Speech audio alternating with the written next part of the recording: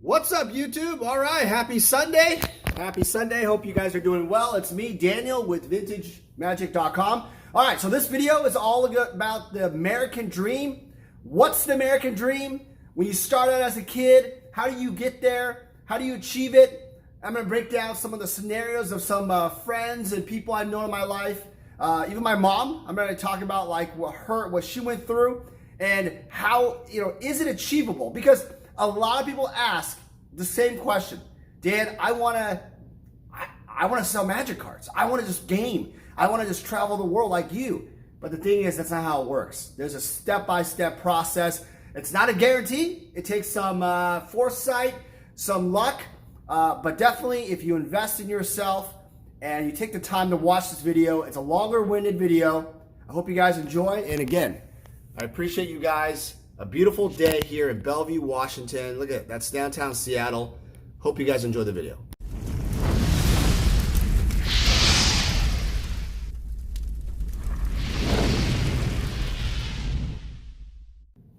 All right, welcome back. Welcome back. It's me, Daniel, with VintageMagic.com. All right, so I have this topic. What is an American dream? I talked about in the beginning of the video, and I want to talk about and define that. But I've had this asked quite a bit in my career. I've never actually done the video. Throughout the financial videos I've done, I'm sure you guys have heard me talk about retirement, legacy, things like that in magic cards, passing down a business, whatever. So it's a longer-winded video. If you guys take the time to watch the video, I think you'll get hopefully something out of it. So let's kind of talk about it. So the American dream, I've done like some research. I looked online. What is it? What is it officially? And it's kind of just, honestly, it's like talks more about it's died. And people will talk about, well, the American dream is dead. I guess the negativity topic could probably get more clicks or views, but the reality is I'm here to tell you that the American dream is not officially dead. It's dead because, well, some of the things that are external things that you can't manage are happening, but, obviously increased wages, small businesses failing, politics, stuff like that, right? Racial, social issues. But I'm here to tell you that it can happen. I came from an immigrant family. We came here when I was 4. I'm from Taiwan. And my mom, she got her degree in electrical engineering at University of Washington. And she worked her way to become a really great engineer.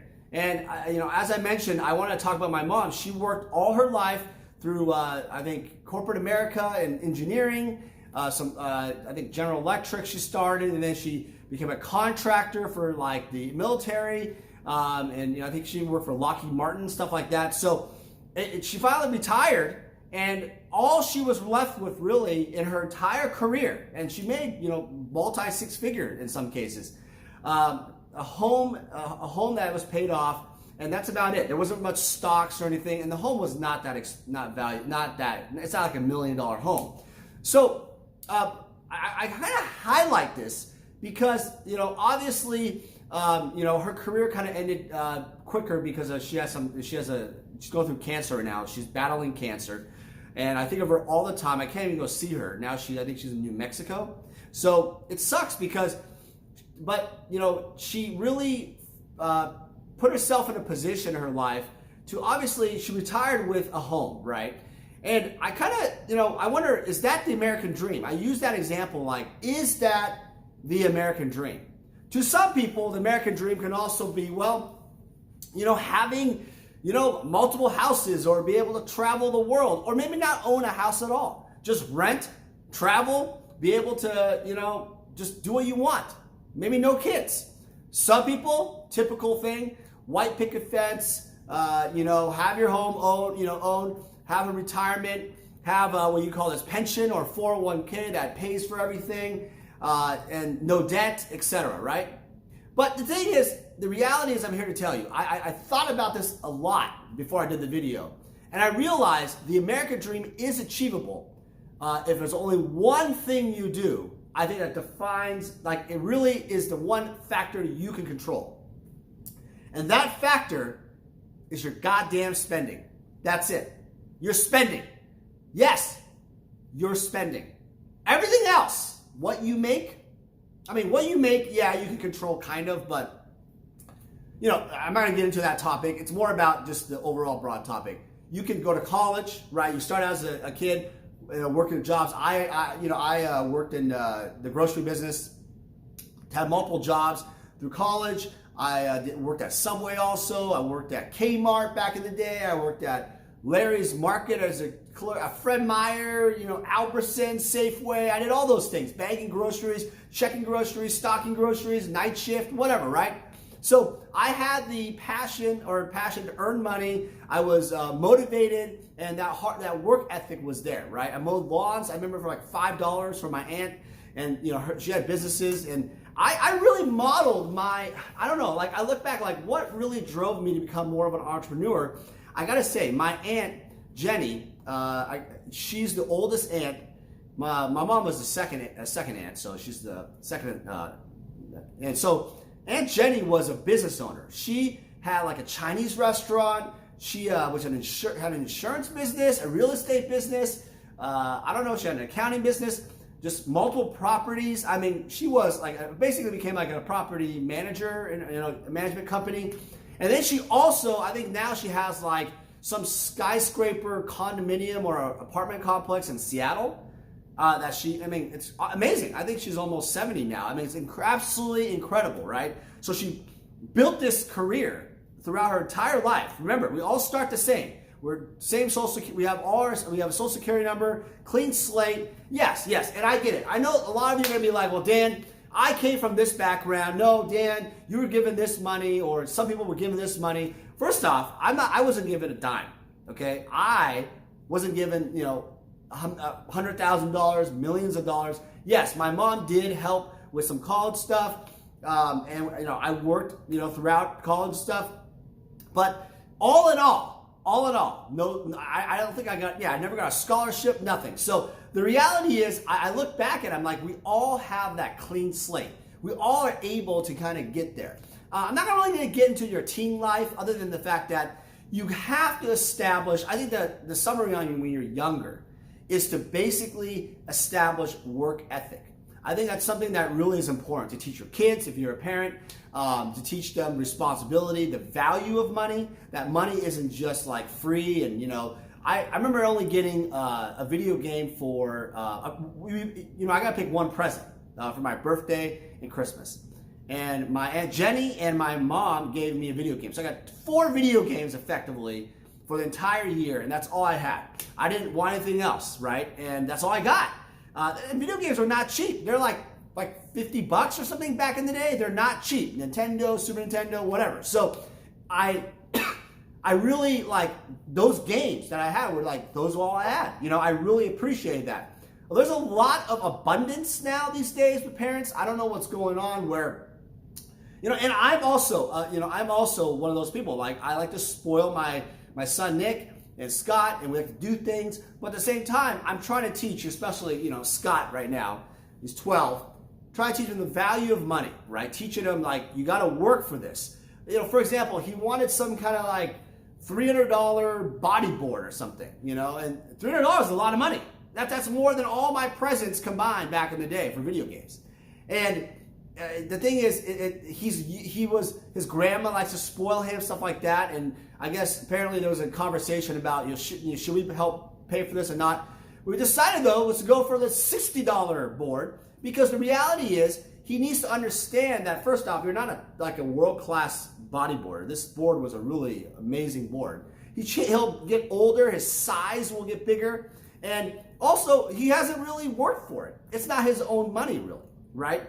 And the reality is, he has savings that he's earned for himself. He's worked hard to kind of save some money. But I kind of showed him like, well, I think he has about like $1,000 or so in his account. He's earned throughout the years. And I said, well, if you spend $300 of your own money to buy this $1,000 that you have of your entire worth, I mean, that's like what? Now he's learning percentages. That's 30% of all the money you have on a board that you're going to grow up anyway and get bigger, and it's going to break, or kids do that, right? Whatever, wear and tear. So he started thinking, it started thinking in his head like, wow. So I share that with you to kind of understand that I think as a parent and as a youth, you can understand that is that teaching like the fundamentals is really important. All right, so I said in the very beginning what the main reason was. You're spending. And now let's talk more about that in terms of like as you get older. I think the golden years is what I call the 20s to 30s. Let's do that.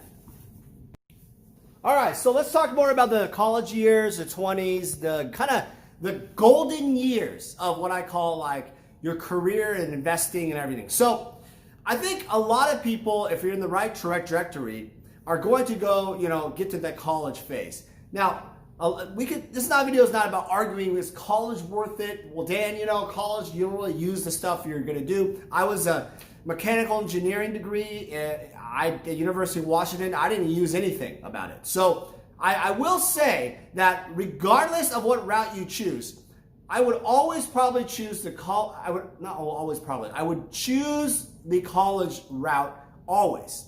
And the reason why is this: if you have the opportunity, there is a debt, obviously, a large debt that you incur with college. However, in general, the jobs that you get, unfortunately, are always requiring college degrees. Now, do you have to go to like the best Ivy League, Harvard, Stanford, Columbia, whatever, right? MIT, do you have to do that if you can get into those? I would say no, you don't have to be successful and have what you call the American dream long term. Because the reality is this: if you break down the root situation, all you're doing in your entire life for your education as a kid is to basically get to this college point in your life. After college, what college really is really a way to get a job.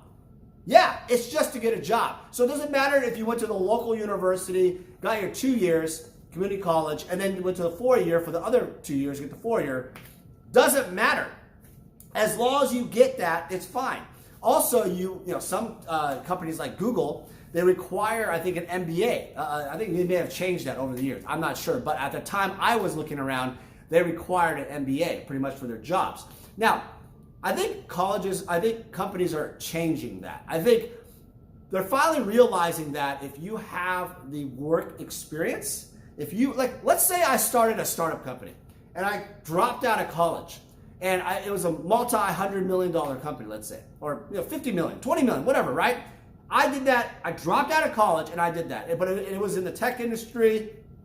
I was the founder, entrepreneur, all that, the main guy. If I applied to Google or Microsoft or Facebook and they didn't hire me and I fit everything there except that I didn't have a college degree, they're idiots, absolute idiots. As an owner of my own company, I would rather have the person with the work experience, the knowledge, the drive to essentially create something, have basically like a track record of success, than someone who's just out of college learning how to program basic, like a ping pong ball going back and forth, or make some kind of robot that just stays there and picks up a cup and drinks water. I mean, whatever, right? Whatever you did in your senior class, I did it before. I think we did some shoe thing, if you analyze the shoes and the vibrations, oh God, give me a break. Real world application, right? So I would always hire the person with work experience. So I think the idea of college degrees is debatable. Unfortunately, a lot of jobs require a college degree. Okay, so let's say you are in your 20s, you get to that college, and you have your college degree. Let's assume that. And you're able to basically now progress in your work life, your work life and your career. A very important thing I learned at an early age is that a lot of people you'll find in the workplace tend to be lifers, okay? Let me just say that. They tend to be very slow, slow and steady wins the race. It's not about just, doing too much, being too aggressive. You'll notice that in corporate America, not your own business, corporate America. And you'll notice that there's a lot of minutia, meaning there's a lot of politics, a lot of things you can't do anyway. You probably think of creative things to fix something and make things streamlined or faster in any job you do, and you'll realize that you can't do it because you're just you're a guy out of college. You just start out, and there's guys who are more senior than you, and you'll realize that a lot of people that work there just want to get their paycheck and get their 401k, see their stock rise.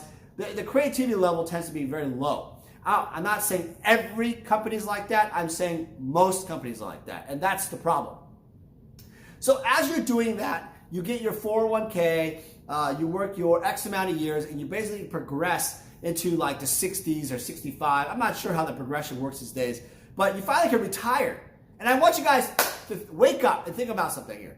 You work your entire life until you're 65, let's say. 65, 60, 65, whatever. To then say, okay, my house is paid off. My kids, let's say I have some kids are grown up. I got my cars paid off. I got, my $1 million of, 401k or whatever in the bank. Life is good. That's the American dream. A lot of you are like that. Now, reality is that doesn't happen. Why? I said in the beginning of the video, and I'll say it again. Spending habits. Yep. It doesn't matter what the hell you make if you spend like you're way above that, if that makes sense. So now you're probably going to say, well, Dan, that's boring. I want to travel the world. That's boring. I want a nice car. I can afford it. I can borrow that money. I can do, why? I mean, I can afford that watch. Yes, you can afford that watch. But what we'll do is if you don't have the investments, the income to back that up, you're just going to be in debt the rest of your life. So basically what I'm heading towards in this video is that the American dream is very, very possible if you actually cut your spending at the earliest age possible. And you take that money and put it into a vehicle for investing at an early age. At the earliest age you can. Now, if you're watching this video, you're like, well, Dan, I'm 40 years old. God, I'm fucked. I'm not going to be able to do that, Dan. I'm already in debt. I have a lifestyle. The wife likes this. Okay, well, then you can shut the video off and just continue spending. But I don't think that's really the right attitude. It starts with your attitude, honestly. Like my mom always said, Daniel, you gotta watch your attitude. You only have one chance to make a first impression. First impression is everything. You have to watch your attitude. And the attitude is, for most people watching this video, well, Dan, you already have all the cards. You already have your business. It's easy for you to talk about it. You're damn right it's easy to talk about it. But the thing is, I'm telling you where I came from and what people have come from, because it's really interesting to examine this. All right, I just talked to my friend, by the way, Royal. He was the guy who won the essay contest. Not to get into his financial details, but he's doing really well. I think he owes like $100,000 or so on his house. I think his house is like $500,000. He has him and his wife work. He has 2 kids, and what I really liked about Royal is he's about I think he's about in his 30s, and he has a great retirement plan, but he's creating a business for himself. I want you guys to think about this. He's creating like a sports card, box breaking business. And this box breaking business, sports card selling business, grading the cards and such, has given him lower 5 figures of profit this year. What an awesome thing. He says all that money that I'm making, the goal is to pay off the debt. Pay off debt. Pay off the house. Pay off things so we can basically have more freedom in our lives. All right, so I'm using Royal as the example because it actually shows you that when you create a business, he has a passion for sports cards, number one. He likes to open things, and he's a patron of mine. He likes to open packs, and he enjoys that. He likes kind of creating a brand and doing something for himself. And also, there's a financial reward that allows him to get ahead and pay off the bills. See, something clicked in his mind. It wasn't like in the beginning of his career, like 19 or teens, right? But something clicked in his 30s that, hey, I got to, maybe his 20s, that I have to basically create something to basically get ahead and pay off those bills so I can retire and achieve the American dream. I asked him, so what if you pay off your house and you pay off some rental homes, would you still work at your job? He goes, no, absolutely F not. No way. Why would I do that? I would rather have the time with my kids, my family, and freedom to create something that I want. So that goes down to it, is that a lot of people say to me that the American dream is doing what you want, when you want, the freedom to do what you want. This is where I think the American dream is. I think the American dream truly, and it has nothing to do, I mean, you know, a lot of people like see people flexing like with their Lamborghinis, their fancy boats, you know, whatever. That's not the American dream, okay? American dream to me is, you know, humility, something simple but comfortable, doing things that are what you want at your pace. Some of you may not want a fancy house. You might want to just rent and have, you know, enough for retirement in terms of traveling. You want to go hiking to all the national parks or parks of the world. It doesn't matter, right? It's what you want. Some people want to be able to cruise, you know, I don't know, five times out of the year, right? All over the world. Maybe travel the world all the time on a, you know, whatever, right? So everything is different. Some people like to give back their time and create something, maybe art or, you know, philanthropy or something like that. You want to do something, give back to the community, and that's perfectly fine too. But time is the trick. I think what we realized here with Royal situation is that you are buying time. Now, here's another scenario. My other friend, Mark, I think he doesn't own a home. He rents an apartment, I think. And he basically has a lot of money in the stock market as retirement, like a 401k. I don't know. Let's just say he has about $1 million already. He's about my age, 40. And he makes good money, six-figure job, but he basically rents and spends his money and has a lifestyle, right? Now, here's the situation. What's the American dream, right? The question is it money? Is making more money really it? Or does he enjoy it? You know, what is it that he wants? You have to ask yourself and define that at a certain point. But his situation is he spends a lot, spends the money, has very little savings, but has a lot of retirement, which you cannot touch. Roth IRA, you cannot touch with incurring a big penalty, and then it goes to your salary or something for that year. I think you lose like 10% and you get charged towards your salary that you make. So it's a big whammy, and the stocks, everything are out of the market, and it's hard to get that back, especially the Roth IRA. So understand something very important, that there's a lot of people that, as you see walking down, you know, your friends and stuff, you know, that are very paper rich, like house rich, if that makes sense. They are stock rich. They have a lot of stocks. They have a lot of they have a home that they still owe a mortgage on, but none of it is paid off, right? And it's the bank owns them effectively. This is another thing about being free, is having no debt, having no financial ties, right? You're not borrowing things. You're not getting a HELOC and getting a loan against your home to buy a boat. That's not freedom. Because what's going to happen is one day, and you got to think long term, because time is short, guys. I'm 40 already. I'm already feeling tired sometimes, right? Health is a very big deal. Think about it. In 20 years, guys, I will be 60. Grandpa Dan here will be telling you the same shit over and over again as I was doing in 40. I'm telling you, life is short. It's really hard to. It's crazy, right? Because we still feel young, but it happens so fast. You need to protect yourself, get your assets in order, get your life on track. Because if you really want that time with your family, if you want to be able to not be like working 40, 50, 60 hours a week while you're still 55, 60, whatever, just to maintain a lifestyle, understand that there's things you have to cut. And I'm going to go through some of those things in the next part of the video here.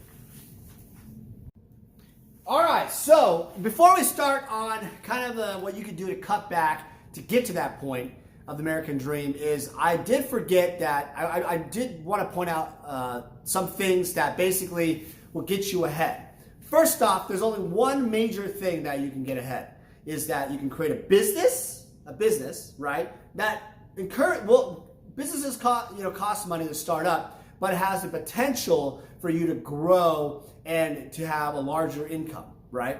Number two, I also think you can also have a large windfall. Okay, we're talking like the lottery, or you sell a company or something, or a large amount of inheritance, let's say, large windfall. And then I think the other part you can do is work more, right? Work more, spend less type of thing. Those are three ways that you can accelerate and get there much faster. Now, let's talk about, how can you really get there in the American dream? And I found, well, it goes back to exactly what I said at the beginning of the video, mid part of the video, is your spending. Every person I spoke about here has an opportunity to cut spending. Even myself, I could cut spending too. And if you think about it, there's actually an individual I know whose mom passed away. She was a very frugal saver, okay? But when she passed away, too young, passed away, I think she was only 50, had almost over $1 million of savings. I don't know if it was in stocks or something, but inheritance money. I think it was a little bit more than that. And she didn't make that much money. That was the thing. She didn't make hundreds of thousands of dollars a year, right? She made I think $50,000 a year or something like that. Insane, right?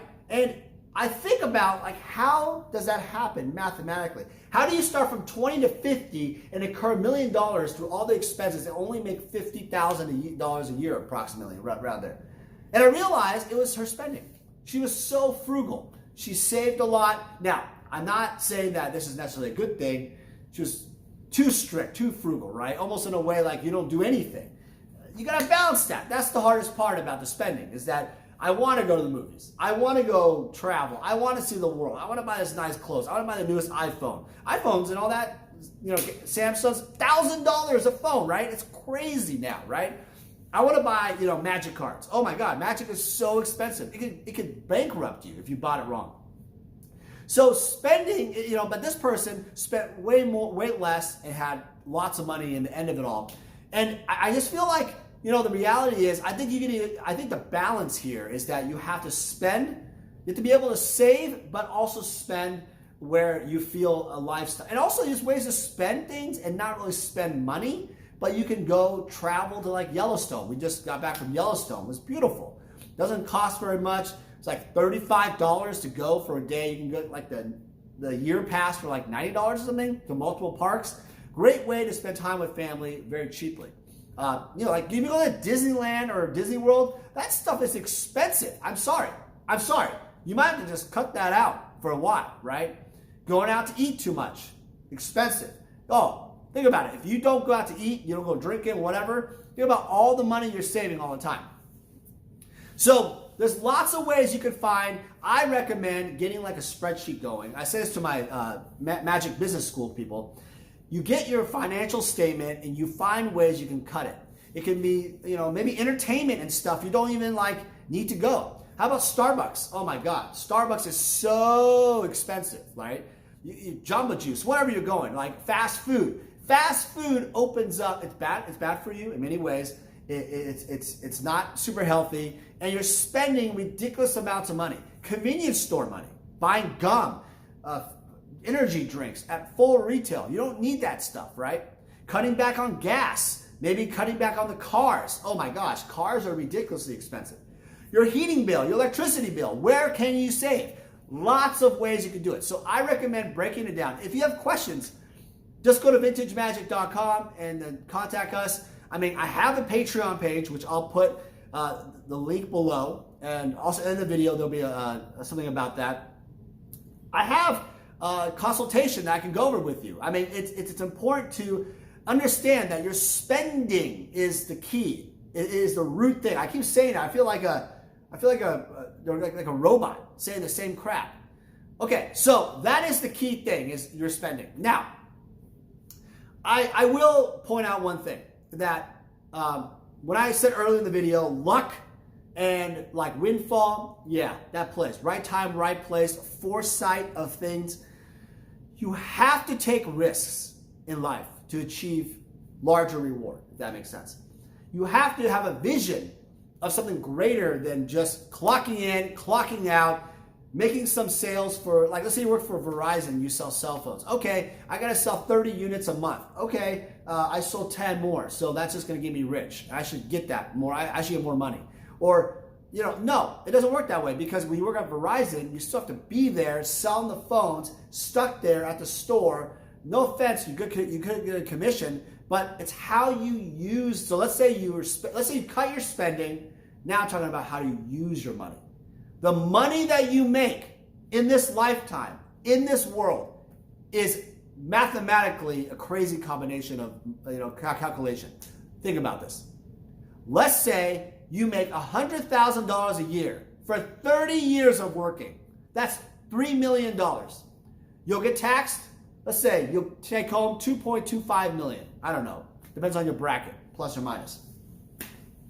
Let's say you're buying a house, you're spending, you're traveling, you're buying a car, you're buying your daughter a car, you're whatever, right? Grandma, you're helping them out, your family. Oh my God, the money goes away like bam. And I said $100,000 a year for 30 years.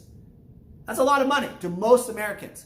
See what I just did there? I'm basically showing you in your entire lifetime, that's all the money that you have. The only way you can make more money is your money must work for you. You've heard this before.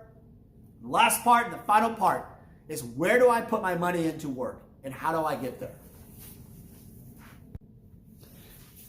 All right, so the final part of the video is if you have made money, you've cut debt, now where are you going to put your money? All right, so Gary Vee, the social media guy who's just booming everywhere, says it. I think he said it right, and it's exactly what I agree with 100%. There's only two major vehicles that really allow you to make more money. One, real estate, surefire way real estate, and number two, creating a business or some type of stock investment where you put in there and then it explodes and becomes big, and then basically you're in your retirement and you can sell it and you make a lot of money there, right? So there's only two major ways. Every single other way that you can think of, I'm telling you right now, it's a gimmick in some way. I'm not saying there are people that have gotten rich doing it. I'm saying that most people can't. But those two ways, those things I said in the beginning, I agree, are the most possible way. So the most important thing in terms of real estate, I realize, is interest. Interest, that's it. The government, the banks, everybody loves you to borrow money. All you need to do is overpay everything that you ever borrow. Now, I agree. There's going to be a point in your life, and especially in the beginning, where you're going to have to borrow money. When you borrow the money, remember, credit cards, always pay it off.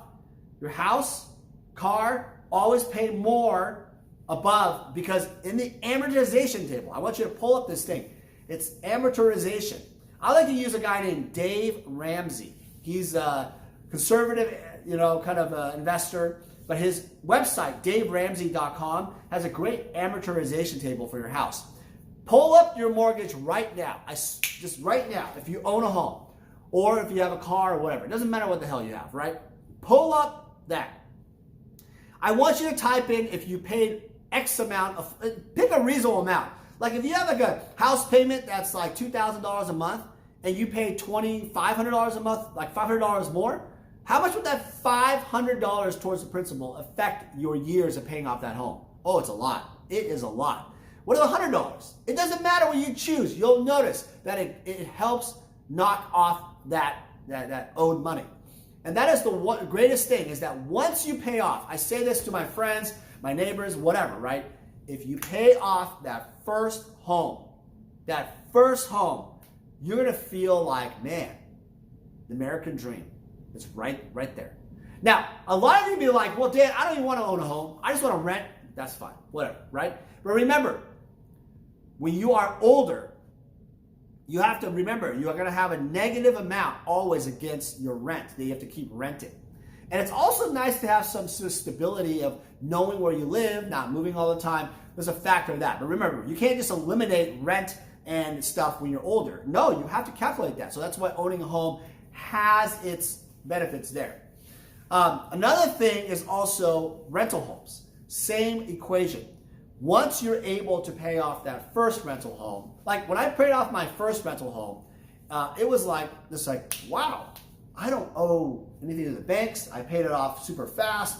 All that interest, hundreds of thousands of dollars I would have paid to the banks extra for a 30-year fix, now goes towards what? The next home, the other investments, magic cards, maybe some additional traveling later on, right? All this is compounding. Thus, the theory of compound interest. Look that up. Warren Buffett talks about it. It's a true thing. Once you have multiple assets, it doesn't matter if it's magic, doesn't matter if it's real estate, diversify, obviously, you start realizing that, man, I have so many multiple avenues of income, it's ridiculous. And then you'll finally realize that, man, I have the leverage, the ability to basically leverage my time for my personal life. I'm able to pay maybe more towards something that I wouldn't have before. For example, if you get like a babysitter, for example, it used to be where parents don't even get to go out anymore. But I never wanted to do that because I didn't want to pay the money. But as you make more money, right, you're able to get a babysitter. You're able to get a babysitter when you travel, stuff like that. Maybe a nanny, and be able to have more time with your family. Also, like if you get a house cleaner or a landscaper. Remember how a lot of you are like, well, I landscape myself. I save money. You're right. You're trading time for that. But what if you're able to pay to someone professionally to do all that and then have more time for your family? Don't tell me you like riding that lawnmower, because a lot of people, most people, would not want to do their landscaping. They would rather have someone professionally do it and spend more time with their family. So there are people that love it, but all in all, it's about time. So as you make more money, you pay off that debt, you've made the right steps, you end up having more time. So I'm going to sum this all up. I hope you guys learned something in the video. I know it was very, very, very long-winded. I try to go from the storytelling to different parts of my life. I will say that I am extremely blessed. I have to say that when you have been more successful, humility is the key. You have to think about it. I always think about it like, man, what if magic just ended? I'm not saying it will, and I don't believe it will, but what if magic just died? What if like something happened to me health-wise? What if something happened to my wife? What would happen? All these things, right? What happens? And I do this because I want to know the worst case scenario. You always want to know what is the worst probability, worst outcome, so you can always protect yourself. And in every single scenario I look at people with American Dream, the goals of it, it's always financial impact. It's always the debt. It's always the spending. And it always comes back to that. During financial crisis or the pandemic or whatever you're looking at, it'll always happen. There's always this thing that will happen, like, financially. It'll always cripple people. But the people, as you know the saying, the rich get richer and the poor get poorer. It's not necessarily just because of the wages and all that stuff, right? It's because of the sequence of events in your life. You have to start thinking about, man, I had an opportunity to do this. But all that comes back to debt, about spending. If I wouldn't have bought that TV when I really didn't need the TV and start investing, start paying off my debt, I would be at a better position if there's bad times. And that is the difference, is looking at the worst case scenario, understanding that the wealth that you do create if you get to a certain level can fall apart very quickly at a snap of a finger. And I really, really have to say, I'm humbled by every single day the opportunities that I've been given. And I also want to give back to you guys. So I make these videos. I mean, this is not even about selling magic cards. I make these videos because I get asked a lot of questions. And I'm not perfect. I'm always learning. I'm a sponge. But I really want to start giving back to you guys and sharing with you some of the stuff that you guys have been talking to me about, because this is the knowledge that I've had for years. And I think it's great to collaborate and understand each other. All right, so I hope you guys enjoy your Sunday. Long-winded video, but I really appreciate you guys. Enjoy the sunshine. Enjoy it, guys, while it lasts.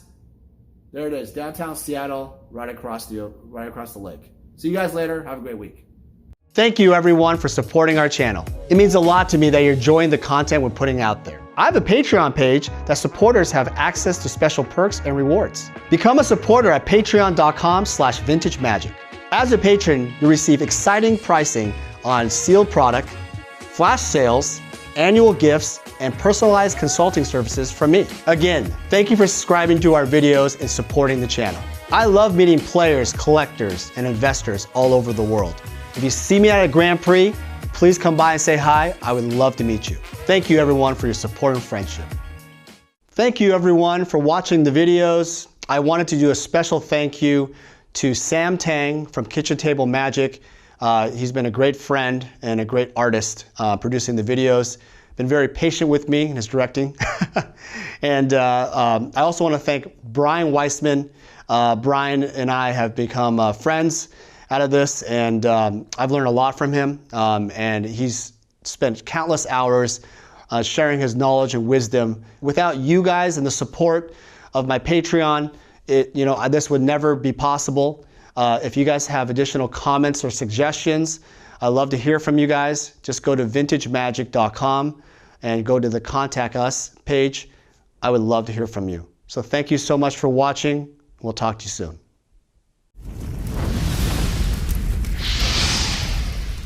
Vintage Magic. Game, collect, invest.